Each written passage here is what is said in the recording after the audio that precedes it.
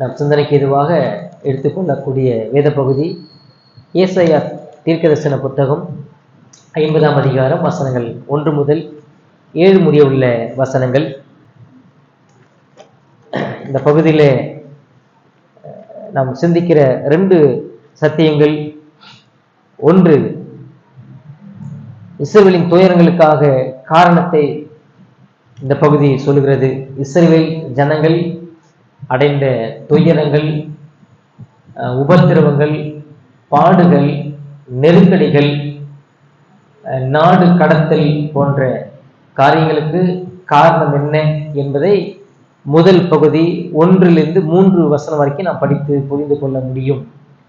இரண்டாவது பகுதியை நாம் பார்த்தோம் என்று சொன்னால் 4 - 7 வரைக்கும் உள்ள பகுதியை நாம் பார்த்தோம் சொன்னா மேசியாவுடைய கீழ்ப்படிதல், அர்ப்பணிப்பு, மேசியாவுடைய நம்பிக்கை, இதை 3ஐயும் உள்ளடக்கி சொல்லக்கூடிய சத்தியம் இரண்டாவது பகுதியிலே. முதல் பகுதி 3 வசனங்களிலே நாம் பார்க்கும்போது இஸ்ரவேல் ஜனங்களுடைய துயரங்களையும் அவர்கள் அடைந்த உபத்திரவங்களையும் அதற்கான காரணங்கள் என்ன என்பதையும் நாம் அதில் பார்த்து புரிந்து கொள்ள முடியும். இப்போ இந்த இடத்துல என்ன பார்க்கிறோம், இஸ்ரவேல் ஜனங்க இந்த நிலையில என்ன எப்படி காணப்படுறாங்கன்னு சொன்னா பாபிலோனி என்ற ஒரு மிகப்பெரிய ஒரு அரசாங்கத்துக்கு கீழே நாடு கடத்தப்பட்டாங்க என்பதை நாம் புரிந்து கொள்கிறோம். இதனுடைய பின்னணி, பாபிலோன் அரசு இஸ்ரவேல் ஜனங்களை நாடு கடத்தி விட்டது. இப்ப நாடு கடத்தி விட்டதுன்னு சொன்னா அதை நம்ம சாதாரணமா ஒரு வரியில படித்து புரிந்து கொள்ள முடியாது.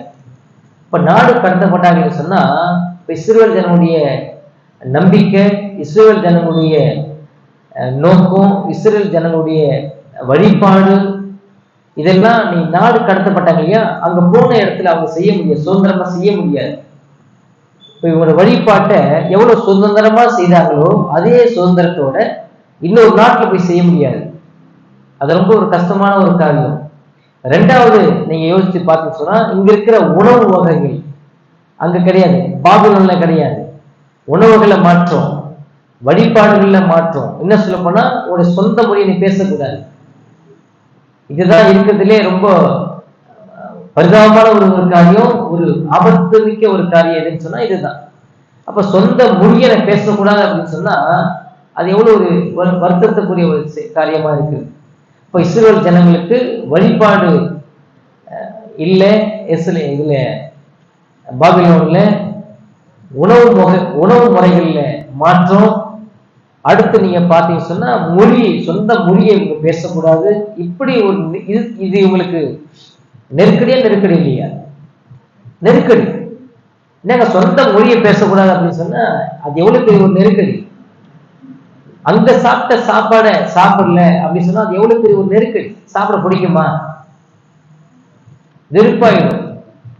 நான் அங்க சாப்பிட்ட சாப்பாடு என்ன, எவ்வளவு நான் வசதியா சாப்பிட்டேன், கஞ்சே கூட இருந்தாலும் எங்க வீட்டுல, எங்க ஊர்ல, நாட்டுல எப்படி சாப்பிட்டேன், இங்க அவன் என்ன கொடுக்கணும் அதான் சாப்பிடணும். நீ எனக்கு பிடிக்காது அப்படிலாம் சொல்ல முடியாது, நீ சாப்பிட்டே ஆகணும், அதுதான் கட்டாயம். அப்போ இவங்க சொல்ல போனா அப்ப இஸ்ரவேல் ஜனங்கள் அங்க எப்படி கொண்டு போயிருக்கிறாங்க அப்படின்னா சுதந்திரமாய் வாழ்வதற்காக கொண்டு போகப்படல, மாறாக அடிமைகளாய் வாழ்வதற்காக கொண்டு போகப்பட்டார்கள். அதுதான் ரொம்ப வருத்தமான ஒரு காரியம். இப்ப இந்த பகுதியில அவர்கள் அடைந்த துயரம், அவர்கள் கண்ட உபத்திரம், அவர்கள் கண்ட எதிர்மறையான பிரச்சனைகள் எல்லாவற்றுக்கும் காரணம் யாரை சொல்லி கொண்டிருக்கிறாங்க அப்படின்னு சொன்னா இந்த ஜனங்கள் கடவுளை குறை சொல்லிக் கொண்டிருக்கிறார்கள், யெகோவா தேவனை குறை சொல்லிக் கொண்டிருக்கிறார்கள். யெகோவா தேவன் எங்களை கைவிட்டு விட்டார் என்று சொல்லிக் கொண்டிருக்கிறார்கள். யெகோவா தேவன் எங்களை விவாகரத்து பண்ணிவிட்டார் என்று சொல்லிக் கொண்டிருக்கிறார்கள். விவாகரத்து சொன்னா புரியுதுங்களா?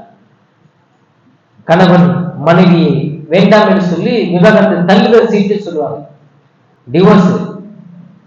இதெல்லாம் கடவுள் எங்களுக்கு செஞ்சிட்டார் அப்படிங்கிற காரியத்தை குற்றச்சாட்டம் வச்சு கொண்டிருக்கிறான். ஆனா ஆண்டவர் என்ன சொல்றாரு அப்படின்னு சொன்னா இவருடைய புரிதல் எந்த அளவுக்கு தவறா இருக்கு, இவருடைய புரிதல் கடவுளுக்கு எவ்வளவு எதிராக இருக்கு, இவர்களுடைய புரிதல் எவ்வளவுக்கு வேதத்துக்கு முரண்பாடா இருக்கு அப்படிங்கிறது கடவுள் இடத்துல தொடர்ந்து கேள்வி எழுப்பி கொண்டு வருகிறார். முதல் வசனத்தை நீங்க வாசித்து பார்த்தீங்க சொன்னா முதல் வசனத்துல கேள்வி ஆண்டவர் கொண்டு வருகிறார். கர்த்தர் சொல்லுகிறார், நான் உங்கள் தாயை அனுப்பிவிட்ட போது, தாய் என்று சொல்லி சொன்னா யார் சொன்னா சீயோன், சீயோனை இஸ்ரவேல் தாய் என்று சொல்லி கொண்டு வந்தார்கள். சீயோன், இஸ்ரவேல், யூதா, எருசலேம், இதெல்லாம் இஸ்ரவேல் ஜனங்கள் ஒரு தாய் ஸ்தானத்துக்கு பார்த்து வந்தார்கள்.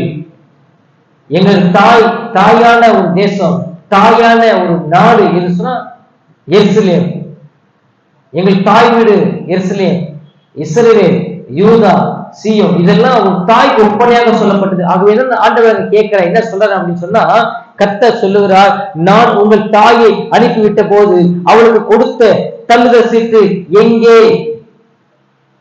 நீ சொல்றீங்களேப்பா, கடவுளை எங்களை கைவிட்டுட்டாருன்னு சொல்லி சொல்றீங்க, கடவுளை எங்களை விசாரிக்கலன்னு சொல்லி சொல்றீங்க, கடவுளை எங்களை தண்டிக்கிறான்னு சொல்லி சொல்றீங்க, உங்கள் தாய் என்னை கைவிட்டேன்னு சொல்றீங்களா? நீங்க இப்ப கைவிட்டேன்னு சொன்னா தள்ளுதல் சீட்டு எங்க, விவாகரத்து லெட்டர் எங்கன்னு சொல்லி ஆண்டவர் கேட்கிறார். கடவுள் ஜனங்களை பார்த்து நேரடியாக வாதாடுகிறார். நேரடியாக அவர்கள் என்ன செய்யணும் சொன்னா அந்த ஜனங்களோடு கூட தன்னுடைய வாதத்தை முன்வைக்கிறார். அப்போ இந்த இடத்துல என்ன சொல்றாரு அப்படின்னு சொன்னா, விவாகரத்து பத்திரம் எங்கன்னு சொல்லி கேட்கிறார். கைவிட்டுட்டேன்னு சொல்லி சொன்னா விவாகரத்து பத்திரம் கொடுத்திருப்போம் இல்லையா, அந்த விவாகரத்து பத்திரம் எங்க? உங்கள் தாயை துரத்தி விட்டதற்கான விவாகரத்து பத்திரம் எங்கே என்று சொல்லி கர்த்தர் கேட்கிறார். இரண்டாவது, ஒரு யூத மனிதன் தான் மனைவியை தள்ளிவிட்டான் அப்படின்னு சொன்னா வேறு ஒருத்தரை திருமணம் பண்றதுக்கான உரிமை இருக்கு. அப்ப நான் உங்களை கைவிட்டுட்டேன்னு சொன்னா நீங்க வேறு ஒருக்கு நீங்க அடிமையாகலாம், வேறு ஒரு நீங்க மணந்து கொள்ளலாம். அந்த கண்ணோடுக்கிற மனுஷனுடைய பிரச்சனையை முன்னிறுத்தி, மனுஷனுடைய பிரச்சனையை சொல்லி அவ்வளவு பெரிய சத்தியத்தை கடவுள் இங்கு முன்வைக்கிறார், புரிதலுக்காக பயன்படுத்திக் கொள்ளுகிறார் என்று சொல்லி நாம் பார்க்கிறோம். அப்ப நான் உங்கள் தாயான சீயோனை சட்டப்பூர்வமாக எங்கே என்ன செய்யணும்னு சொன்னா, நான் அவங்கள ஒதுக்கி வைக்கல, நான் தள்ளி விடலைன்னு சொல்லி ஆண்டவர் நேரடியாக சொல்லுகிறார். நீங்க சொல்ற மாதிரி சட்டப்பூர்வமாக உங்களுடைய தாயை நான் ஒதுக்கி வைக்கவில்லை, நான் விலக்கி வைக்கவில்லை, தள்ளுதல் சீட்டு கொடுக்கவில்லை, அதாவது விவாகரத்து பத்திரம் கொடுக்கவில்லை. இதை முதலாவது நீங்கள் புரிந்து கொள்ள வேண்டும் என்பதை அங்கு சொல்லுகிறார். கர்த்தர் சொல்லுகிறார், நான் உங்கள் தாயை அனுப்பிவிட்ட போது அவளுக்கு கொடுத்த தள்ளுதல் சீட்டு எங்கே? அல்லது எனக்கு கடன் கொடுத்த எவனுக்கு உங்களை நான் விற்று போட்டேன்? இதோ உங்கள் அக்கிரம நிமித்தம் நீங்கள் விற்கப்பட்டீர்கள் என்று சொல்லி சொல்றான். நான் உங்களை என்ன சொல்ல, விவாகரத்தும் கொடுக்கல உங்க தாயை. ரெண்டாவது, நான் விற்று போடவும் இல்லை. விற்று போட்டதுக்கான காரணம், அதாவது பாபிலோன் நாட்டு விற்று போட்டது காரணம் யாரு தெரியுமா? நான் இல்லைன்னு அங்க சொல்றாரு ஆண்டவர். அங்க சொல்ற படிச்சு பாருங்க, என்ன சொல்றாரு தெரியுமா? உங்கள் அக்கிரம நிமித்தம் நீங்கள் விற்கப்பட்டீர்கள், உங்கள் பாதகங்கள் நிமித்தம் உங்கள் தாய் அனுப்பிவிடப்பட்டால். அப்போ எருசலேம் அல்லது சீயோன், இஸ்ரவேல் ஜனங்கள், யூதா ஜனங்கள் இந்த சீயோனை தாய் என்ற ஸ்தானத்துக்கு வைத்திருக்கிறாங்க, தாய் இடத்துல வைத்திருக்கிறாங்க அந்த சீயோனை. அப்போ உங்க ஆண்டவர் சொல்றாரு, உங்க தாயை நான் அனுப்பி விடல, அதை முதல்ல புரிஞ்சுக்கோன்னு சொல்ற. விவாகரத்து பத்திரம் நான் உனக்கு கொடுக்கல. ரெண்டாவது, கடன் கொடுத்தவனுக்கு நான் உங்களை அடமானமா வைக்கல, உங்களை விற்று போடல. அப்போ உங்களை யார் விற்று போட்டா? யாருக்கு நீங்க அடிமையா போனீங்க? யார் காரணம் அப்படின்னு சொன்னா உங்கள் அக்கிரமம் தான் காரணம் என்று சொல்லுகிறார். உங்கள் பாதகம் தான் அதுக்கான காரணம் என்று சொல்லி சொல்லுகிறார். எவ்வளவு பெரிய ஒரு உண்மையை இந்த இடத்துல இந்த சத்தியம் நம்மளுக்கு விளங்க செய்கிறது. மனிதன் அடையக்கூடிய உபத்திரங்கள், மனிதன் படக்கூடிய பாடுகள், மனிதன் படக்கூடிய நிந்தைகள், மனிதன் படக்கூடிய அவமானங்கள், இதெல்லாம் எதன் அடிப்படையில் வருகிறது சொன்னா, கடவுள் ஒரு மனிதனை விற்று போடவில்லை, கடவுள் ஒரு மனிதனை தள்ளிவிடவில்லை. மாறாக அவனுடைய பாவத்தின் நிமித்தமாக, அவனுடைய அக்கிரமத்தின் நிமித்தமாக அவன் இப்படிப்பட்ட பாடுகளையும் இப்படிப்பட்ட தண்டனைகளையும் அவன் அனுபவித்துக் கொண்டிருக்கிறான் என்று சொல்லி இந்த பகுதியிலிருந்து ஆண்டவர் தனக்குத்தானே வாதாடுகிற ஒரு தேவனாக அவர் இருக்கிறார். கடவுள் மனிதத்துல பேசி பார்க்கிறான். மனிதன் கேட்ட பாடல அவன் சொல்றான், எங்களை தள்ளி விட்டுட்டீங்கன்னு சொல்றான், எங்களை ஒதுக்கி வச்சுட்டீங்கன்னு சொல்றான், எங்களை கைவிட்டுட்டீங்கன்னு சொல்றான், எங்களோட நீங்க இல்ல அப்படிங்கிறத சொல்லி சொல்றான். ஆண்டவர் நேரடியாக அவனை பார்த்து சொல்லுகிற உண்மை, நான் உங்கள் தாயை கைவிடவில்லை, நான் உங்களுடைய தாயை விலக்கி வைக்கவில்லை, நான் உங்களுடைய தாயை விற்று போடவில்லை, நீங்கள் உங்களுடைய பாவத்தின் நிமித்தமாக, உங்களுடைய அக்கிரமத்தின் நிமித்தமாக விற்கப்பட்டீர்கள் பாபிலோன் அரசு. எவ்வளவு பெரிய ஒரு வருத்தமான ஒரு நிகழ்வை இந்த பகுதி பதிவு செய்து வைத்திருக்குதுன்னு சொல்லி நான் பார்க்கிறோம். அப்போ 49ஆம் அதே ஏசாயா 49ஆம் அதிகாரத்தை எடுத்துக்கொள்ளுங்க. 15ஆம் வசனமும் 16ஆம் வசனத்தையும் நீங்க வாசித்து பார்த்தீங்கன்னு சொன்னா, ஸ்திரியானவள் தன் கற்பத்தின் பிள்ளைக்கு இறங்காமல் தன் பாலகனை மறப்பாளோ? அவர்கள் மறந்தாலும் நான் உன்னை மறப்பதில்லை என்று சொல்லி சொல்கிறார். இப்ப ஆண்டவர் என்ன சொல்றார் அப்படின்னு சொன்னா, ஸ்திரியானவள் ஒரு பெண்ணா இருக்கக்கூடிய ஒரு பெண் தான் பெற்றெடுத்த பிள்ளையை, தான் கற்ப வயிற்றில பெற்றெடுத்த பிள்ளையை மறப்பாளா? இதுல உங்களுடைய ஐதீகத்துல இது உண்மையா இருக்குமான்னு சொல்லி கேட்கிறார் ஆண்டவர். எவ்வளவு மனிதனுடைய நிலையிலிருந்து கடவுள் இப்படிப்பட்ட கேள்வி எழுப்புறாரு பாருங்க. ஒரு தாயானவர் தான் பிள்ளையை, தான் பெற்றெடுத்த பிள்ளையை மறப்பாளா? ஒருவேளை அவர்களே மறந்தாலும் கூட நான் என்ன செய்ய மாட்டேன், உங்களை மறக்க மாட்டேன் அப்படின்னு சொல்லி சொல்றேன். நான் உங்களை மறப்பதில்லை. அடுத்து 17ஆம் வசனம் சொல்றாரு, 16ஆம் வசனம் சொல்றாரு பாருங்க. இதோ என் உள்ள கைகளில் உன்னை வரைந்திருக்கிறேன், உன் மதில்கள் எப்போதும் என் முன் இருக்கிறது என்று சொல்லி சொல்ற. இதோ என் உள்ள கைகளில் உன்னை வரைந்திருக்கிறேன் என்று சொல்லி சொல்லுகிறார். நான் 10ஆம் அதிகாரத்திலே, யோவான் 10ஆம் அதிகாரத்திலே பார்க்கிறது போல, என் நாடுகளே நான் அறிந்திருக்கிறேன், அவைகள் என்னை அறிந்திருக்கிறது, நான் பிதாவை அறிந்திருக்கிறது போல, பிதா என்ன அறிந்திருக்கிறது போல ஆடுகள் என்னை அறிந்திருக்கிறது, நான் ஆடுகளை அறிந்திருக்கிறேன். எந்த கைகளிலே ஒருவனையும் என்ன வேறு ஒருவனும் பறித்துக் கொள்ள முடியாது என்று சொல்லி சொல்கிறார். என் கைகளில் இருந்து வேறு ஒருவனும் பறித்துக் கொள்ள முடியாது. புதிய ஏற்பாட்டுடைய சத்தியம். பழைய ஏற்பாட்டில் சொல்றா, உன்னை என்னுடைய உள்ள கையிலே வரைந்து வைத்திருக்கிறேன். இன்னொரு இடத்துல சொல்லும்போது, உன்னை தொடுகிறவன் என் கண் மணியை தொடுகிறான் என்று சொல்லி சொல்கிறார். ஆண்டவர் தம்முடைய ஜனங்களை, தம்முடைய பிள்ளைகளை எவ்வளவு தூரம் நேசிக்கிறார் என்பதையும், எவ்வளவு தூரம் அக்கறையா இருக்கிறார் என்பதையும், எவ்வளவு கரிசனையோடு அவர்களை பராமரிக்கிறார் என்பதையும் இப்படிப்பட்ட வசனங்களை படித்து புரிந்து கொள்ளும் போது கடவுளுடைய இருதயத்தை நாம் புரிந்து கொள்ள முடியும். கடவுளுடைய ஆழமான பாரம் என்ன என்பதை புரிந்து கொள்ள முடியும். இங்க இஸ்ரவேல் ஜனங்களை பார்த்து சொல்லுகிறார், இந்த இடத்துல உங்களை நான் விட்டு போடல, இந்த இடத்துல ஒரு தாயை நான் புரட்டி விடல. விவாகரத்து பத்திரம் ஒருவேளை தள்ளி விட்டுதான் சொன்னா, விவாகரத்து பத்திரம் இருக்குல்ல, விவாகரத்து பத்திரம் எங்க? கடன் கொடுத்தவனுக்கு நான் உடனே விட்டு போட்டுன்னு சொன்னா அதுக்குரிய ஆதாரம் எங்கன்னு சொல்லி ஆண்டவர் கேட்கிறார். நான் இப்ப உங்களை விட்டு போடவும் இல்லை, நான் உங்களை விவாகரத்து செய்யவும் இல்லை. எவ்வளவு மன மடிவோடு கூட அங்க செய்கிறார். உங்களுடைய பாவமே உங்களை விட்டு போட்டது, உங்களுடைய பாவம் உங்களை விட்டு போட்டது. நீங்கள் அடைகிற நிந்தைக்கு நீங்கள் தான் காரணம், நீங்க தான் பொறுப்பு. நீங்கள் அடைகிற இந்த உபத்திரவங்களுக்கு நீங்க தான் காரணம், நீங்க தான் அதுக்கு பொறுப்பு என்பதை அங்கு சொல்லி புரிய வைக்கிறார். 2வது வசனம் 50ஆம் அதிகாரம் 2ஆம் வசனத்திலே சொல்லும்போது, நான் வந்தபோது ஒருவனும் இல்லாமற் போனது என்ன, நான் கூப்பிட்ட போது மறு உத்தரவு கொடுக்க ஒருவனும் இல்லாமல் போனது என்ன, மீட்க கூடாதபடிக்கு என் கரம் குறுகிற்றோ, விடுவிக்கிறதற்கு என்னிடத்தில் பலன் இல்லாமல் போயிற்றோ, இதோ என் கண்டனத்தினாலே கடலை வற்ற பண்ணி நதிகளை வெட்டாந்தரையாக்கி போடுகிறேன், அவைகள் உள்ள மீன் தண்ணீர் இல்லாமல் தாகத்தால் செத்து போயிட்டு. இந்த இடத்துல என்ன சொல்லுகிறார், நான் வந்தபோது ஒருவனும் இல்லாமல் போனது என்ன. அடுத்த 2வது கேள்வி, நான் உங்களிடத்துல எத்தனை முறை வந்திருக்கிறேன், எத்தனை விதங்களில் உங்களை நான் பேசியிருக்கிறேன். நான் வந்த போது நீங்க இடத்துல வராமல் போனது என்ன, இடத்துல சேராமல் போனது என்ன, இடத்துல உறவு கொள்ளாமல் போனது என்ன, என்னை வேண்டாம் என்று சொல்லி உங்களை ஒரு சொந்த முயற்சிகளிலும் சொந்த பாதையில் மூடிக்கொண்டிருக்கிற ஜனங்களாக இருக்கிறேன்னு சொல்லி குற்றம் சாட்டுகிறார். நான் கூப்பிட்ட போது மறு உத்தரவு கொடுக்க ஒருவரும் இல்லை என்று சொல்லி அங்கு குற்றம் சாட்டுகிறார். அடுத்து சொல்வது, மீட்க கூடாதபடிக்க ஏன் என்னை விட்டு நீங்க ஓடுறீங்க, ஏன் என்னுடைய வார்த்தையை நீங்க கேளாமல் போனீங்க, இப்ப மீட்க கூடாதபடிக்கு என் கை குறுக போயிற்றோ, உன்னை ரட்சிக்க கூடாதபடிக்கு என் கை குறுக போயிற்றோ, எனக்கு வல்லமை இல்லாமல் போயிற்றோ, என்னால முடியாது என்று சொல்லி நீ சொல்லிக் கொண்டிருக்கிறையா என்று சொல்லி கடவுள் நேரடியாக ஜனங்களை பார்த்து கேட்கிறார். வாதாடுகிற தன்னுடைய வாதத்தை ஜனங்களிடத்திலே முன்வைக்கிறார். எவ்வளவு பெரிய தனக்குத்தானே வாதாடக்கூடிய ஒரு மனிதனை நீங்க பார்த்திருக்கீங்களா? தனக்கு யாரும் வாதாடத்துக்கு முன் வராதுக்கு பட்சத்தில் அந்த மனிதன் சட்டம் தெரிஞ்சிருந்தா வாதாடலாம். சட்டத்துல ஒரு இடம் இருக்கு, லால ஒரு இடம் இருக்கு, இந்திய அரசாங்கத்தினுடைய சட்டத்துல, அது வேற. ஆனா இந்த இடத்துல பாத்தீங்க சொன்னா எந்த மனிதனும் நான் சொன்னதை கேட்கல, எந்த மனிதனும் நான் வந்தபோது இடத்துல வரல, நான் பேசுறதை கேட்கல. ஆகவே எனக்கு நானே வாதாட முடியாத, நானே வருகிறேன்னு சொல்லி கடவுள் வந்து வாதாடுகிறார் இந்த பகுதிகளில். அடுத்து நீங்க பாத்தீங்க சொன்னா என் கரம் குறுகி போயிட்டோன்னு சொல்லி கேட்கிறார்.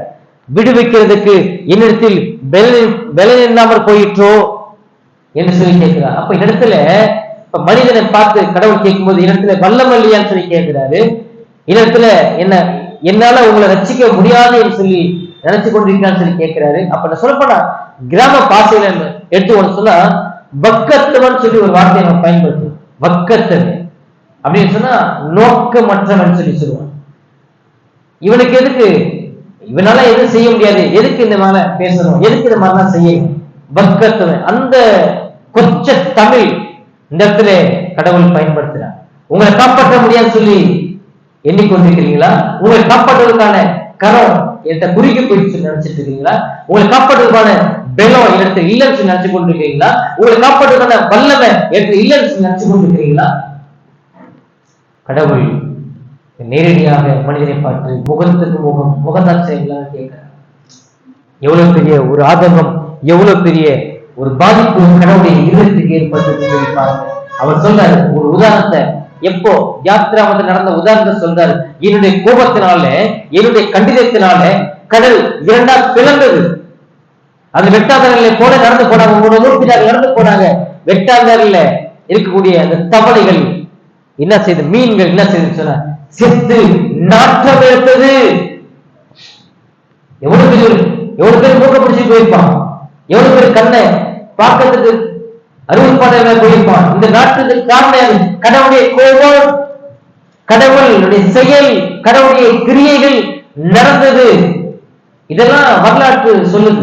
இன்னைக்கு இருக்கக்கூடிய இன்னைக்கு நடந்த சம்பவம்லாம் இன்னைக்கு அதுதான் நம்மளுக்கு கடவுளுடைய கண்டிதம், கடவுளுடைய கோபம், கடவுளுடைய தண்டனை, நியாயத்திற்கு ஒரு தேசத்துல ஒரு நாட்டில கடவுள் செலுத்தும் போது கடவுள் இல்லைன்னு எப்படி சொல்ல முடியும்? இப்போ உலக நாடுகளே இன்னைக்கு பார்த்து கொண்டிருக்கு. இலங்கை உலகமே பார்த்து கொண்டிருக்கிற இந்த சம்பவத்தை கடவுள் இல்லை அப்படின்னு சொல்ல முடியுமா ஒரு மனிதனால? கடவுள் இருக்கிறார், கடவுள் இருந்து இந்த காரியம் நடத்தி கொண்டிருக்கிறார். அவரை கட்டுப்படுத்த முடியல. தண்ணி போற வேகம் கட்டுப்படுத்த முடியல. அவ்வளோ வேகம், அவ்வளோ தாண்ட கோர தாண்டவன் சொல்றாங்க. அவ்வளோ வெறியோட அந்த தண்ணியானது போய் கொண்டிருக்கிறது. அன்பானவர்களே, இங்க கேட்கிறார், எனக்கு பலனை இல்லைன்னு சொல்லி நினைக்க கொண்டிருக்கிறியா? உன்னை காப்பாற்றுவதற்கான வல்லமை இடத்துல இல்லைன்னு நினைக்க கொண்டிருக்கிறியா? உன்னை காப்பாற்றுவதற்கான ரட்சிப்பு உன்னை கரம் போய் நினைச்சு கொண்டிருக்கிறியா?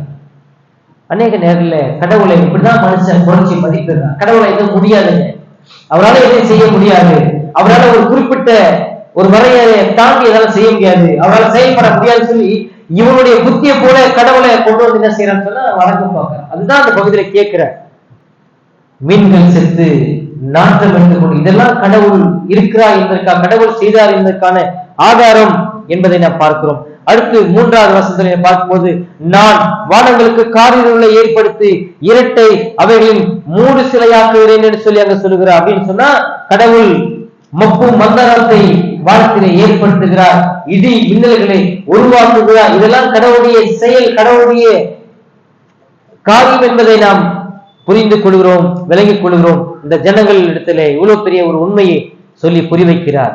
இஸ்ரவேல் ஜனங்கள் அடைவதற்கான துயரங்கள் அடைவதற்கான காரணம் என்ன, உபத்திரவங்கள் அடைவதற்கான காரணம் என்ன, அவர்கள் இந்த பாடுகள் வழியாக கடந்து போவதற்கான காரணம் என்ன, நீங்கள் உங்களுடைய பாவம் தான் இதற்கான காரணம் என்பதை ஜனங்களிடத்திலே நேரடியாக சொல்லுகிறார். எந்த மனிதனும் கடவுளிடத்திலே குற்றப்படுத்த முடியாது. எந்த மனிதனும் கடவுள் சமூகத்திலே எந்த வார்த்தையும் நான் நல்லவன் என்று சொல்லி சொல்ல முடியாது. ஆகவே கடவுளே முன்னுக்கு வந்து மனிதனை குற்றப்படுத்துகிறார்.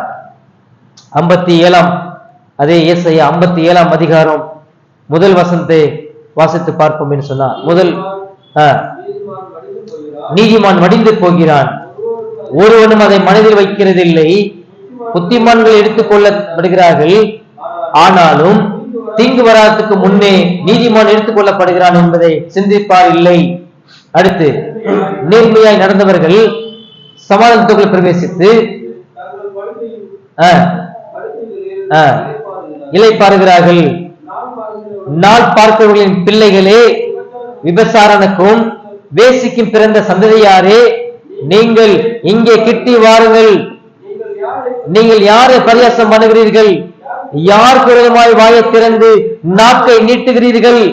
நீங்கள் துரோகம் பண்ணுகிற பிள்ளைகளும் கள்ள சந்ததி யாரும் அல்லவோ என்று சொல்லி கடவுள் இங்கு சுற்றப்படுத்துகிறார்.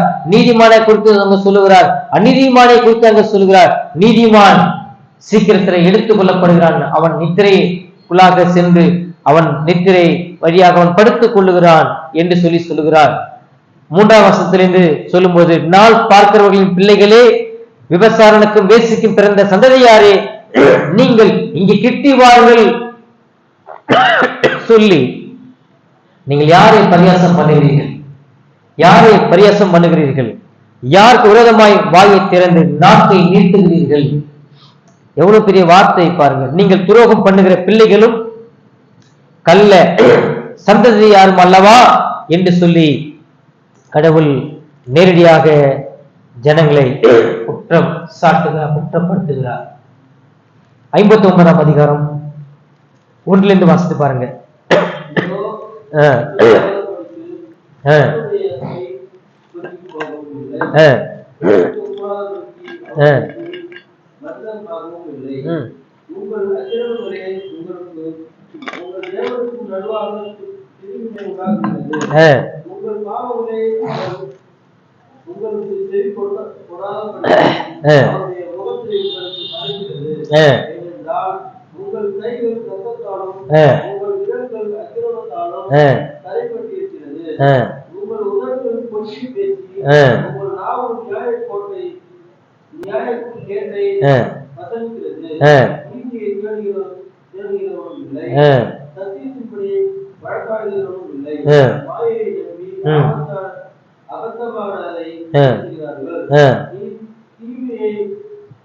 கற்பதரித்து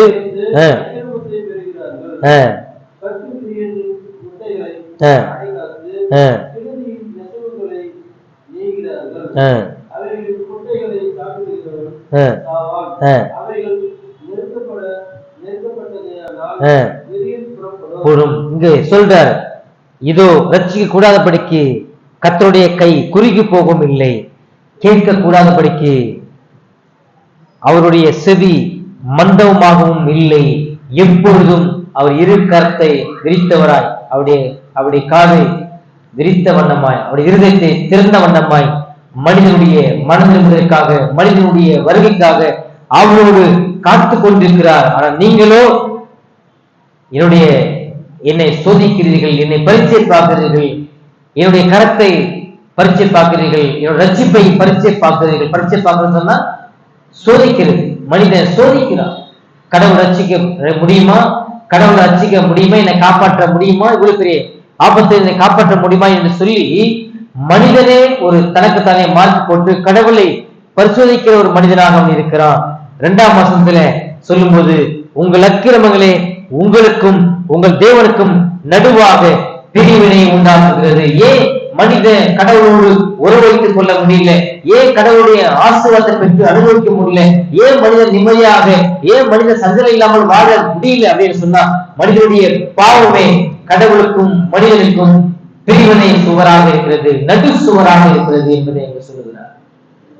அடுத்து சொல்லிட்டு அதோட விட்டுட்டாரா? இல்ல, உங்கள் பாவங்களே அவர் உங்களுக்கும் செவி கொடாதபடிக்கு அவருடைய முகத்தை உங்களுக்கு மறைத்து வைக்கிறது. எவ்வளவு பெரிய ஒரு உண்மையை இந்த பகுதியிலே ஆண்டவர் சொல்லிக் கொண்டிருக்கிறார் பாருங்க. யெகோவா தேவன் சொல்லிக் கொண்டிருக்கிறார், உங்கள் கைகள் இரத்தத்தாலும் உங்கள் விரல்கள் அக்கிரமத்தாலும் கரைப்பட்டுகிறது, உங்கள் உதடுகள் பொய்யை பேசி உங்கள் நாவு நியாயக்கேட்டை வசனிக்கிறது, நீதியை தேடுகிறவனும் இல்லை, சத்தியத்தின்படி வழக்காடுகிறவனும் இல்லை, மாயையை நம்பி அபத்தமானதை பேசுகிறார்கள், தீமையை கற்பந்தரித்து அக்கிரமத்தை தேடுகிறார்கள். இதெல்லாம் யாரை பற்றி சொல்லிட்டு இருக்காருங்க? உள்ள இருக்கிறாளா வெளியே இருக்கிறாளா? சபைக்கு உள்ள இருக்கிற ஆளை பற்றி பேசிட்டு இருக்கிறார். வேத பெருமான எனக்கு தெரியும் சொல்லக்கூடிய ஆட்களை கொண்டு பேசிக் கொண்டிருக்கிறார். பலி செலுத்திக் கொண்டிருக்கிற ஆளை பேசிக் கொண்டிருக்கிறார்.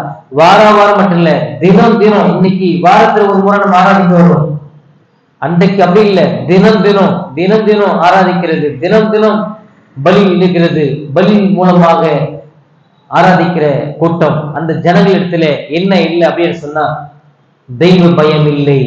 தன்னுடைய தேவன் யார், தன்னுடைய தேவனுடைய இருதயத்தினுடைய மனப்பான்மை என்ன, தன்னுடைய தேவனுடைய எதிர்பார்ப்பு என்ன, அவர் என்ன எதிர்பார்க்கிறார் என்பதை பற்றி கவலை இல்லாமல் தொடர்ந்து அவரை பரீட்சை பார்த்து கொண்டும் அவரை சோதித்துக் கொண்டும் இருந்து கொண்டிருக்கிறார்கள். ஆகவேதான் நேரடியாக கேட்கிறார், நான் ரட்சிக்க கூடாதபடிக்கு கர்த்தருடைய கை குறுகி போகவும் இல்லை. என்னுடைய கை எப்பவுமே மனிதனை ரட்சிப்பதற்கு ஆயத்தமாய் இருக்கிறது. என்னுடைய காது மந்தமாய் இருக்கவில்லை, செவிடனை போல நான் இல்லை. என்னுடைய செவி எப்பொழுதும் திறந்த வண்ணமா இருக்கிறது. உன்னுடைய கூப்பிடுதலுக்கும் உன்னுடைய வேண்டுதலுக்கும் உன்னுடைய சத்தத்தை கேட்பதற்கும் என்னுடைய செவி எப்பொழுதும் திறந்த வண்ணமா இருக்கிறது. மறந்துவிடக்கூடாது. இப்ப யார் தடையா இருக்கிறார், யார் பாவம், யார் காரணம் என்று சொன்னா நீங்கள் உங்களுடைய அக்கிரமங்களே காரணம் என்று சொல்கிறார். உங்களுடைய அக்கிரமங்கள் தான் காரணம். என்னிடத்துல வராத படிக்கு, நான் உங்களை ஆசீர்வதிக்காத படிக்கு, நான் உங்களுக்கு நன்மை செய்யாத படிக்கு தடையா இருக்கிறது எதுன்னு சொன்னா உங்களுடைய அக்கிரமங்கள் காரணம், உங்களுடைய பாவங்கள் காரணம் என்று சொல்லி நேரடியாக கடவுள் இங்க சுட்டி காட்டுகிறார். எவ்வளவு பெரிய ஒரு உண்மை இடத்திலே சொல்கிறார். ஒரு தாயானவள் தன் பிள்ளையை மறக்கிறதில்லை. அவளே ஒருவேளை மறந்தாலும் நான் உங்களை மறக்க மாட்டேன், மறப்பதில்லை என்பதுதான் கடவுள் சொல்லக்கூடிய சத்தியம் ஆறுதலாக இருக்கிறது. சங்கீதத்தில் படிச்சோம் அப்படின்னா, தாய் தகப்பன் கைவிட்டாலும் கர்த்தர் என்னை சேர்த்துக் கொள்வார் என்று சொல்லி சங்கீதக்காரன் சொன்னார். தாய் தகப்பன் கைவிட்டாலும் கர்த்தர் என்னை சேர்த்துக் கொள்வார். இப்பேற்பட்ட தேவனை தான், இப்பேற்பட்ட ஒரு தகப்பனை தான் நானும் நீங்களும் செவிக்கிறோம். இந்த வேதம் நமக்கு அறிமுகப்படுத்துது. என்னுடைய தேவன், என்னுடைய தகப்பன் எப்பேற்பட்டவர் என்று சொன்னா, என்னுடைய இருதயத்தை அறிந்திருக்கிறவர், என்னுடைய இருதயத்தினுடைய தேவைகளை அறிந்திருக்கிறவர், என்னுடைய இருதயத்திற்கூடிய குவல்களை அறிந்திருக்கிறவர் தான் என்னுடைய தேவன் என்பதை வேதம் திட்டமாக தெளிவாக சொல்கிறது. கடனுக்காக நாங்கள் விற்கப்படல. ஆண்டவர் இங்க சொல்லக்கூடிய விஷயம் என்ன, நான் உங்களுக்கு விவாகரத்து பத்திரம் கொடுக்கல அப்படிங்கிட்ட சொல்றேன். விவாகரத்து பத்திரம் கொடுத்தா நீங்க என்ன செய்யலாம், வேற ஒருத்தரை திருமணம் பண்றதுக்கு உங்களுக்கு ரைட்ஸ் இருக்கு. நான் கொடுக்கவே இல்லையே, நீங்க எப்படி வேற ஒருத்தரை நீங்க திருமணம் பண்ண முடியும்? கேள்வி அதுதான். ரெண்டாவது, நான் கடனை வாங்கியிருந்தாதான் இன்னொருத்தரை விட்டு போறதுக்கு, நான் கடனே வாங்கலையே அப்படின்னு சொல்லி சொல்றாரு. அப்படியே உங்களுடைய தாய்க்கு நான் விவாகரத்து பத்திரமும் கொடுக்கல, ரெண்டாவது எந்த கடன் காரணக்காகவும் நான் உங்களை விட்டு போடல. அப்ப விட்டு போட்டது யாரு? அதான் சொல்ற, விட்டு போட்டது யார்? நீங்க. உங்களுடைய பாவம், உங்களுடைய அக்கிரமம் நீங்க விட்டு போட்டதுக்கான, அப்ப பாபிலோனுக்கு நாடு கடத்தப்பட்டதுக்கான காரணம் யாரு சொன்னா நீங்க தான் காரணம். உங்களுடைய பாவங்கள் காரணம், உங்களுடைய அக்கிரமங்கள் காரணம், உங்களுடைய மீறுதல் காரணம், நீங்கள் பரீட்சை பார்க்கறது காரணம், உங்களுடைய துணிகரமான காரியம் காரணம். கடவுளுடைய காரியங்கள் இவ்வளவு நீங்க பார்த்து அவரை இன்னும் பரிச்சை பார்த்து கொண்டிருக்கிறீங்க, இன்னும் அவரை கேள்வி கேட்டுக் கொண்டிருக்கிறீங்க, இன்னும் அவரை ரட்சிக்க மாட்டாத ஒரு தகுதி இல்லாத திராணி இல்லாத ஒரு மனிதனை பார்த்து கொண்டிருக்கிறீங்க. அவரால் எது செய்ய முடியாது என்பதை நீங்க அநேக நேரத்தில் உங்களுடைய எண்ணங்கள்ல நீங்க கொண்டிருக்கிறீங்க. உங்களுடைய எண்ணங்களை போல அவரை நீங்க எண்ணிக்கொண்டிருக்கிறீங்க. அதான் கடவுளுக்கு சொல்றாரு. எத்தனை முறை உங்களிடத்துல வந்தேன், 50ஆம் வசனத்திலே அதாக சொல்றார், நான் வந்தபோது ஒருவனும் இல்லாமல் போனது என்ன? 2ஆம் வசனம், நான் வந்தபோது ஒருவனும் இல்லாமல் போனது என்ன? நான் கூப்பிட்ட போது மறு உத்தரவு கொடுக்க ஒருவனும் இல்லாமல் போனது என்ன?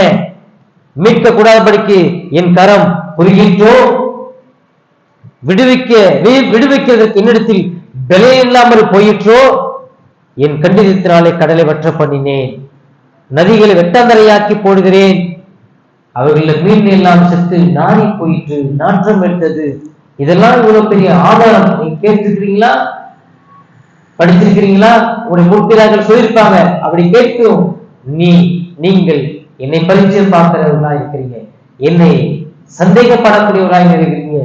59ஆம் அதிகாரத்திலே சொல்லும்போது இந்த வர்க்கரையா கூட அங்க சொல்லுகிறார், ரட்சி கூடாதபடிக்கு என்னுடைய கை குறுகி போயிருக்கவில்லை, கேளாத படிக்கு என்னுடைய நாவு, என்னுடைய செவி மந்தமாயிருக்கவில்லை. உடைய அக்கிரமங்களே உங்களுக்கும் உங்கள் தேவனுக்கு நடுவாக பிரிவினை உண்டாக்குகிறது, உங்கள் பாவங்களே அவர் உங்களுக்கு செவிப்படாதபடிக்கு அவருடைய முகத்தை உங்களுக்கு மறைக்கிறது. கடவுள் தம்முடைய முகத்தை மறைக்கிறார் என்று சொன்னார். இந்த அக்கிரமங்கள் காரணம், உங்களுடைய பாவங்கள் உங்களுக்கு காரணம். அங்க போயிட்டா இல்லைங்களா, நேப்காத் நேச்சார் மூலமா பாபிலோன் அரசுக்கு, பாபிலோன் நாட்டுக்கு கடந்து போயிட்டாங்க. அங்க போய் கூட அங்க ஒரு சிலர் தவிர மீதி உள்ளவங்க எல்லாமே என்ன செய்யறான்னு சொன்னா அந்த இடம் சாதாரணமா அமைஞ்சு போச்சு.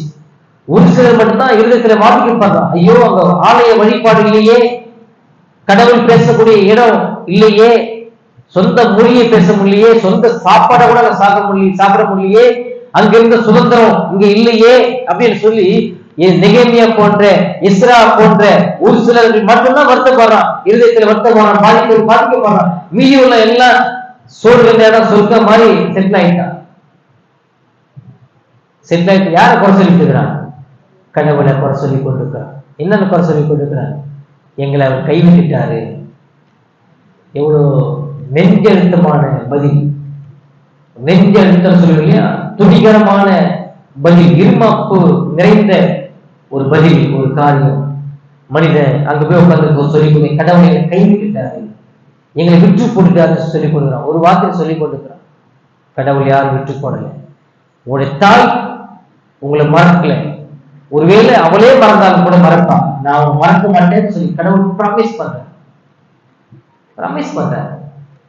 யார் காரணம்? நீங்க இவ்வளவு உபத்திரவங்களை அடைவதற்கான காரணம் யார் என்பதாங்க அழுத்தம் திருத்தமாக தொடர்ந்து சொல்லிக் கொண்டே இருக்கிறார். அடிமைப்பட்டதுக்கான காரணம் கடவுள் இல்ல, அவருடைய பாவம் தான் என்பதை, அவருடைய அக்கிரமம் தான் என்பதை, அவருடைய துரோகம் தான் என்பதை திரும்பி கடவுள் அங்க சொல்லி சுட்டி காட்டுகிறார். இவ்வளவு தூரம் உபத்திரவங்களை அடைவதற்கான காரணம் யார் தெரியுமா? என்ன தெரியுமா? அவங்க சிலை வழிபாட்டுக்கு கொடுத்த முக்கியத்துவம் தான் இவ்வளவு காரணம். இந்த பாபிலோன் அரசுக்கு கடவுள் ஏன் அனுமதிச்சார் அப்படின்னு சொன்னா அவர்களுடைய சிலை வழிபாடுதான் காரணம் என்று சொல்லி நம்ம பார்க்கிறோம், புரிந்து கொள்கிறோம். தற்காலிகம் இந்த பாடுகள் என்பது, உபத்திரவம் என்பது தற்காலிகம் தான். இன்னும் கொஞ்ச காலத்துல இஸ்ராவை கொண்டு எரேமியாவை கொண்டு ஒரு கூட்டத்தை அழைத்து கொண்டு வந்துட்டார். ஆனா அதுக்கு முன்பு இருக்கிற நிலை தான் நம்ம பார்த்து கொண்டிருக்கிறோம். அவர்கள் ஏன் உபத்திரங்கள் வழியா கடந்து போகணும் அப்படின்னு சொல்லி சொன்னார். அவர்கள் கடவுளை விட்டுவிட்டு அவர் சிலை வழிபாடு பண்ணாங்க. மாணவர்களே, சிலை வழிபாடு பண்ணக்கூடிய எந்த மனிதனையும் கடவுள் பொறுத்து கொள்வதில்லை, விளங்கிக் கொள்ள வேண்டும். சிலை வழிபாடு பண்ணக்கூடிய மனிதன் விபச்சார பாவத்தை விட ஒரு மோசமான துரோகத்தை செய்வதுதான் வேதம் அடையாளப்படுத்துகிறது. அப்படி விட்டு போட்ட ஜனங்கள் தான் நீங்க நியாயாதிபதிகள் புத்தகத்தில் நீங்க படிச்சீங்கன்னு சொன்னா உங்களுக்கு அநேக ஜனங்களை பார்க்க முடியும். நியாயாதிபதிகள் புத்தகத்திலே கிதியோன் இடத்துல ஆண்டவர் சொல்லும்போது நீங்க பார்த்தீங்கன்னு சொன்னா நியாயாதிபதிகள் புத்தகத்தை நம்ம திருப்பிக் கொள்வோம். நியாயாதிபதிகள் புத்தகத்திலிருந்து 6வது வசனத்தை நம்ம 6வது வசனத்துல ஒரு சில வசனங்களை வாசித்து பார்த்தோம் அப்படின்னு சொன்னா அங்கு ஒரு சம்பவத்தை வேதம் பதிவிடுகிறது. கடவுள் நியாயாதிபதிகள் 308 புதிய பழைய ஏற்பாட்டிலே 308 1 படிச்சு பாருங்க. 1 பின்னும் இஸ்ரவேல் புத்திரர் கர்த்தரின் பார்வைக்கு பொல்லாப்பானதை செய்தார்கள். அப்பொழுது கர்த்தர் அவர்களை 7 வருஷம் மீதியானியரின் கையில் ஒப்பு கொடுத்தார். மனிதன் பாவம் எப்பெல்லாம் செய்யறானோ, எப்பெல்லாம் அவன் சிலை வழிபாட்டுக்குள்ள போறானோ, அப்போ வேறொரு மனிதனிடத்துல, வேறொரு நாட்டின் இடத்துல, வேறொரு ராஜா இடத்துல கடவுள் ஒப்பு கொடுத்து விடுகிறார். மீதியானின் கை இஸ்ரவேலின் மேல் பலத்து கொண்டபடியால் இஸ்ரவேல் புத்திரர் மீதியானின் நிமித்தம் தங்களுக்கு மலைகளில் உள்ள கெபிகளையும் குகைகளையும் அரணான ஸ்தலங்களையும் அடைக்கலங்களாக்கி கொண்டார்கள். இன்னொரு நாடு இஸ்ரவேல் ஜனங்களை கைப்பற்றி கொண்டது, அடிமையாக்கி கொண்டது. அப்ப அடிமையாக்கி கொண்ட போது இவர்களுக்கு இருந்த சுதந்திரம் இல்லை. இவருடைய சொந்த வீட்டிலே படுத்து எழுந்திருக்க முடியல, சொந்த வேலையை செய்ய முடியல. அப்படி சம்பாதிச்சு அதாவது அவங்க நெல் பயிர விளைஞ்சி அதை விளைஞ்சி அதை அறுவடை செய்யும் போது அங்கேயும் நிம்மதியா அறுவடை செய்ய முடியல. அந்த தானியங்களை வீட்டுக்கு கொண்டு வந்து சேர்க்க முடியல. அவ்வளவு பிரச்சனைகளை இஸ்ரவேல் ஜனங்கள் அனுபவித்தார்கள். அவர்கள் அவ்வளவு பிரச்சனை சந்தித்தார்கள் என்பதை நாம் பார்க்கிறோம். 3வது வசனம், இஸ்ரவேலர் விதைத்திருக்கும் போது மீதியானியர் அமலேக்கியரும் கிழக்கத்தி புத்திரரும் அவர்களுக்கு விரோதமாக எழும்பி வந்து அவர்களுக்கு எதிரே பாளையம் இறங்கி காசாவின் எல்லை மட்டும் நிலத்தின் விளைச்சலை கெடுத்து இஸ்ரவேலிலே ஆகாரத்தையாகிலும் ஆடு மாடுகள் கழுதைகளை ஆகிலும் வைக்காதே போவார்கள். அதாவது அந்த எதிராளிகள் என்ன செய்வான்னு சொன்னா, இவர்கள் நெருப்படி, அதாவது அவர்கள் பாளையம் இறங்கி காசாவின் எல்லை மற்றும் நிலத்தின் விளைச்சலை கெடுத்து அவருடைய நிலத்தின் விளைச்சலை அவர்கள் கெடுத்தார்கள் என்பதாக சொல்லப்பட்டுள்ளது. அது மட்டும் அல்ல, அவர்கள் வைத்திருக்கிற ஆடு மாடுகள் கழுதைகள் முதல் கொண்டு அவர்கள் விருப்பம் இல்லாமல் அவர்கள் ஓட்டி கொண்டு போய்விடுவார்கள்.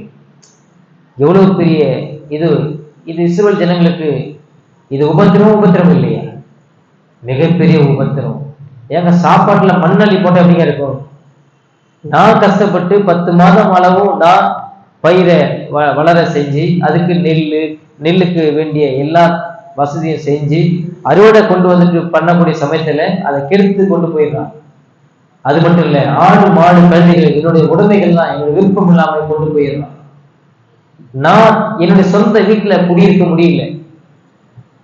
மலைகளிலும் குகைகளிலும் வெடுப்புகளிலும் குடியிருந்ததாக சொல்லப்படுது. 5ஆம் வசனத்திலிருந்து நான் பார்க்கும்போது, அவர்கள் தங்கள் மிருக ஜீவன்களோடும் தங்கள் கூடாரங்களோடும் வெட்டு கிளைகளை போல் திரளாய் வருவார்கள். அவர்களும் அவர் ஒட்டகங்களும் எண்ண முடியாதா இருக்கும். இந்த பிரகாரமாக தேசத்தை கெடுத்துவிட அதிலே வருவார்கள். இப்படி மீதியானாராலே இஸ்ரவேலர் மிகவும் சிறுமைப்பட்டார்கள். அப்போது இஸ்ரவேல் புத்திர கர்த்தரை நோக்கி முறையிட்டார்கள். கடவுள் எப்போதெல்லாம் இந்த மாதிரி உபத்திரங்களை அனுமதிக்கிறாரோ, மனுஷன் உபத்திரம் வராத வரைக்கும் கடவுளை சீண்டி கூட பார்க்க மாட்டான். இது மனிதனுடைய யதார்த்தம். உபத்திரம் வந்த பிறகுதான் அவன் முறையிடுகிறதும் நடுகிறதும் போராடுகிறதும் இது எல்லா மனிதனுக்குமான பிரச்சனை. உபத்திரங்கள் வரும்போது மட்டுமே கடவுளை தேடுவது இல்லை. எல்லா காலங்களிலும் எல்லா நேரங்களிலும் நம்ம படைத்தவரை நாம் தேட வேண்டும். நம்ம மீட்டுக் கொண்டவரை நாம் தேட வேண்டும். இதுதான் வேதம் நமக்கு கற்றுத்தரக்கூடிய ஒரு ஆவிக்குரிய சத்தியமா இருக்கிறது. அவர்கள் முறையிட்டார்கள். ஆண்டவர் தான் ஒப்பு கொடுத்தாரு. முறையிட்ட உடனே ஆண்டவர் மனதுருகி என்ன செய்யறாரு பாருங்க. 7ஆம் வசனம் 8ஆம் வசனம், இஸ்ரவேல் புத்திரர் மீதியா நிமித்தம் கர்த்தரை நோக்கி முறையிட்ட போது கர்த்தர் ஒரு தீர்க்கதரிசியை அவர்களுக்கு அனுப்பினார். அவன் அவர்களை நோக்கி, இஸ்ரவேலின் தேவனாகிய கர்த்தர் உரைக்கிறது என்னவென்றால், நான் உங்களை எகிப்திலிருந்து வரவும் அடிமைத்தன வீட்டிலிருந்து புறப்படவும் செய்து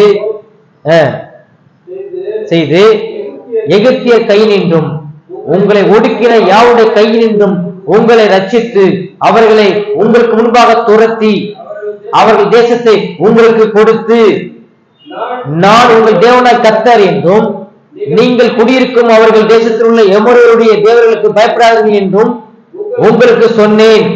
நீங்களோ என் சொல்லை கேளாமற் போனீர்கள் என்று சொல்லுகிறார். இதான் கடவுள் ஆரம்பத்திலிருந்து இதுவரைக்கும் மனிதனை பார்த்து சொல்லக்கூடிய காரியம். நான் உங்களுக்கு வந்தேன், நீங்கள் என்னை கண்டு கொள்ளவில்லை. நான் உங்களுக்கு பேசினேன், நீங்கள் என்னை கேட்டுக் கொள்ளவில்லை. என்னுடைய கை குறுகி போயிற்றோ என்று சொல்லி நீங்கள் என்னை சந்தேகிக்கிறீர்கள். என் ரட்சிப்பை சந்தேகிக்கிறீர்கள். என்னுடைய கேட்டலை நீங்கள் சந்தேகிக்கிறீர்கள். என்னுடைய வழிகளை நீங்கள் சந்தேகிக்கிறீர்கள். இப்படிதான் பல நிலைமைகளிலே மனிதனை பற்றிய கடவுள் எதிர்மறையான கருத்தை சொல்லிக் கொண்டிருக்கிறார். நான் உங்களுக்கு சொன்னேன், நீங்களோ கேளாமற் போனீர்கள். எவ்வளவு பெரிய ஒரு ஆதங்கத்தை கடவுள் கொட்டி தீர்க்கிறார். அடுத்து 11ஆம் வசனத்திலிருந்து, அதற்கு பின்பு கர்த்தருடைய தூதனானவர் வந்து அபியேஸ்ரியனான யோவாசின் ஊராகிய ஒப்ராவில் இருக்கும் ஒரு கருவாடு மரத்தை கீழ் உட்கார்ந்தார். அப்பொழுது அவருடைய குமாரன் கிதியோன் கோதுமையை கைக்கு தப்புவிப்பதற்காக ஆளுக்கு சமீபமாய் அதை போரெடுத்துக் கோதுமை எடுத்து அவன் போரெடுத்துக் கொண்டிருக்கிறான். கர்த்தருடைய தூதனானவர் அவனுக்கு தரிசனமாகி, பராக்கிரமசாலியை கர்த்தர் உன்னோடு இருக்கிறார் என்றார். இந்த இடத்துல அவரை நோக்கி, ஆண்டவரே ஆண்டவனே, கர்த்தர் எங்களோட இருந்தால் இவையெல்லாம் எங்களுக்கு நேரிடுவானேன். கர்த்தர் எங்களை எகிப்திலிருந்து கொண்டு வரவில்லையா என்று எங்கள் பிதாக்கள் எங்களுக்கு விவரித்து சொன்ன அவருடைய அற்புதங்கள் எல்லாம் எங்கே? இப்பொழுது கர்த்தர் எங்களை கைவிட்டு மீதியான கையில் எங்களை ஒப்பு கொடுத்தாரே என்றார். ஆண்டவர் நேரடியாக கிதியோன் என்ற தேவமனுஷத்தை உட்கார்ந்து, கிதியோனே, அதுக்கு மட்டும் இல்ல, பராக்கிரமசாலியும் சில அழைக்கிறார், தைரியசாலியும் சில அழைக்கிறார். அவன் எப்படி இருக்கிறான் தெரியுமாங்க? பயந்தா குழியா இருக்கிறான். பராக்கிரமசாலி இல்லை, பயந்தா குழியா இருக்கிறான். பயந்து போய் ஊருக்கு ஒதுக்குப்புறத்துல யாரும் தெரியாத இடத்துல மாட்டை வச்சு ஆணை அடிச்சு கொண்டிருக்கிறான். கோதுமையை ஒரு மாடு வைத்து அடித்து கொண்டிருக்கிறான். அங்க வந்து சொல்றாரு, பலம் பராக்கிரமசாலியே அப்படின்னு சொல்லி. நான் பராக்கிரமசாலி இல்லை. அவன் சொல்ற பதில பாருங்க. ஆமா, நாம் இல்ல அங்கதான் நம்ம பார்த்தோம் இல்லையா? தரிசனமாக பராக்கிரமசாலி என்று சொல்லும்போது ஆண்டவர்கிட்ட அவன் சொல்றான், ஆண்டவனே, கர்த்தர் எங்களோடு இருந்தா நாங்க ஏன் இவ்வளவு கஷ்டப்படணும்? நான் ஏன் ஊருக்கு ஒதுக்குப்புறமா வந்து நான் போரடிக்கணும்? கர்த்தர் அவன் என்ன சொல்ல வரான் தெரியுமா? கடவுள் எங்களோடு இல்லைங்கிற சொல்ல வரான். கடவுள் எங்களோடு இல்லை. அடுத்து என்ன சொல்றான்? கடவுள் கர்த்தர் எங்களை கைவிட்டு விட்டார் என்று சொல்றான். கடவுள் எங்களோட இல்லைன்னு சொல்றான். இரண்டாவது, எங்களை கைவிட்டார் என்று சொல்றான். ஏன் எங்களுக்கு இப்படிப்பட்ட பாடு, ஏன் இப்படிப்பட்ட உபத்திரவம் எங்களுக்கு ஏன் வரணும் அப்படின்னு சொன்னா, கடவுள் எங்களை கண்டு கொள்ளல, கடவுள் எங்களை விற்று போட்டுட்டார், கடவுள் எங்களை கைவிட்டு விட்டார்.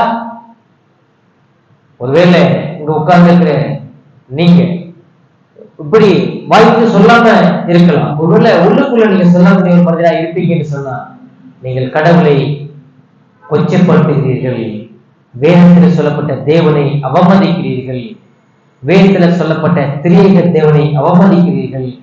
உங்களுக்காக கல்வாரி சிலுவையிலே இயேசு கிறிஸ்து இரட்சகர் செய்து முடித்த தியாகத்தை அவமதிக்கிறீர்கள். பரிசுத்த ஆவியானவருடைய கிரியைகளை நீங்கள் அவமதிக்கிறீர்கள். மறந்துவிடக்கூடாது. ஒருவேளை நீங்க கிதியோன் போல வாய்விட்டு சொல்லாத மனிதர்களாக இருக்கலாம். நீங்க உள்ளுக்குள்ள இப்படி சிந்திக்கிற ஒரு மனிதராக இருப்பீங்கன்னு சொன்னா, நீங்கள் வேதத்தையும் வேதத்தில் சொல்லப்பட்ட கடவுளையும் நீங்கள் பரிசுத்த ஆவியானவரையும் நீங்கள் சிலுவை மரணத்தையும் ஒரு காலால போட்டு மிதிக்கிறீர்கள் என்பதை மறந்துவிடக்கூடாது. இடத்துல கடவுள் வைக்கப்படுகிறார், வேதனைப்படுகிறார். இஸ்ரவேல் ஜனங்களை பார்த்து எப்படியே வேதனைப்பட்டாரோ அதே போல உன்னை பார்த்து கடவுள் இங்க வேதனைப்படுகிறார். நீ கடவுள் இடத்துல இப்படிப்பட்ட சந்தேகத்தோடு, இப்படிப்பட்ட கேள்வியோடு, இப்படிப்பட்ட அவிசுவாசத்தோடு, இப்படிப்பட்ட முரட்டாட்டத்தோடு நீ கடவுள் சமூகத்திலே நீ கேட்கப்படுவாயினால், கேள்வி எழுப்புவாயினால், உன்னை பார்க்கிற கடவுள் மெய்யாலுமே வருத்தப்படுகிறார், சஞ்சலப்படுகிறார், வேதனைப்படுகிறார். இந்த இடத்துல வேற வழியே இல்லை. அந்த ஜனங்கள் நிமித்தம் தனக்குத்தானே எப்படி அவர் வாதாடுகிறாரோ அதே போல இந்த இடத்திலே உனக்கு எதிராக கடவுள் வாதாடுகிறார். மறந்துவிடக்கூடாது. உனக்கு எதிராக வாதாடுகிறார், உனக்கு எதிராக தன்னுடைய வாதத்தை வைக்கிறார். அவர் சொல்றார், நான் ஒருபோதும் உங்களை நான் விட்டு விலக்கி வைக்கவில்லை என்று சொல்கிறார். நான் ஒருபோதும் என்னிடத்திலிருந்து உங்களை விலக்கி வைக்கவில்லை என்று சொல்கிறார். நான் ஒருபோதும் உங்களை கைவிடவில்லை என்று சொல்கிறார். நான் ஒருபோதும் உங்களை விட்டு போடவில்லை என்று சொல்லிக் கொள்கிறார். யார் காரணம்? நீங்க தான் காரணம். உடைய அக்கிரமங்கள் காரணம், உடைய பாவங்கள் காரணம், உடைய அவிசுவாசம் காரணம், உடைய துணிகரமான இருதயம் காரணம் என்பதை இங்கு கடவுள் நேரடியாக சொல்லுகிறார். 14ஆம் வசனத்திலே கர்த்தர் அவனை நோக்கி பார்த்து, உனக்கு இருக்கிற இந்த பலத்தோட போ, நீ இஸ்ரவேலை மிதியானின் கைக்கு நீங்களாக்க ரட்சிப்பாய், உன்னை அனுப்புகிறவர் நான் அல்லவா என்றார். அதற்கு அவன், என் ஆண்டவரே, நான் இஸ்ரவேலை எதனால் ரட்சிப்பேன்? இதோ மனாசேயில் என் குடும்பம் மிகவும் எளியது, என் தகப்பன் வீட்டில் நான் எல்லாரிலும் சிறியவன் என்றார். அதற்கு கர்த்தர், நான் உன்னோட கூட இருப்பேன், ஒரே மனுஷனை முறியடிப்பது போல நீ மீதியானரை முறியடிப்பாய் என்றார். கடவுள் அவன் கேட்கிற கேள்விக்கு பதில் சொல்லிட்டு தான் இருக்கிறார். அவளுக்கு நீங்க இன்னும் பின்னால படிச்சு பார்த்தீங்கன்னா கிதியோனுடைய கேள்விக்கு நம்மளுக்கே எரிச்சல் வர மாதிரி இருக்கும். கிதியோனுடைய கேள்வி, ஆனா அவனோடு நாம இன்னைக்கு ஒப்பிட்டு பார்க்க சொன்னா கிதியோனை விட நானும் நீங்கள் இன்னைக்கு மோசமான நிலைமையில வாழ்ந்து கொண்டிருக்கிறோம் என்பதை நாம் புரிந்து கொள்ள முடியும். கிதியோனை விட அவிசுவாசம் உள்ள மக்கள், கிதியோனை விட பயந்த சுபாவம் உள்ள மக்கள், கிதியோனை விட சாக்கு போக்கு சொல்லக்கூடிய மக்கள், கிதியோனை விட பரீட்சை பார்க்கிற மக்கள் இன்றைக்கு நீங்கள் நான் தான். அது எந்த மாற்று கருத்து இல்லை. ஒரு பகுதியை மாத்திரம் படிச்சு இருக்கிறோம், இன்னொரு பகுதியை கத்தர் சித்தமான அடுத்த வார்த்தையை நாம் படிப்போம். கத்தர் இந்த சிந்தனையிலிருந்து நம்மை சந்திப்பாராக. நாம் அவருடைய சமூகத்திலே தொடர்ந்து கேள்வியை எழுப்பிக் கொண்டு வாழாமல், தொடர்ந்து அவரை பரீட்சை பார்த்து கொண்டு நாம் வாழாமல், என்னுடைய பாவத்தை நான் நிலைநிறுத்தி, என்னுடைய மீறுதலை நான் நிலைநிறுத்தி, என்னுடைய அவிசுவாசத்தை நான் நிலைநிறுத்தி அவருடைய சமூகத்திலே முன்னேறி போவதற்கு கடவுள் எனக்கும் உங்களுக்கும் கிருபை தந்து வழி நடத்துவாராக. நாம மையப்படுவதாக.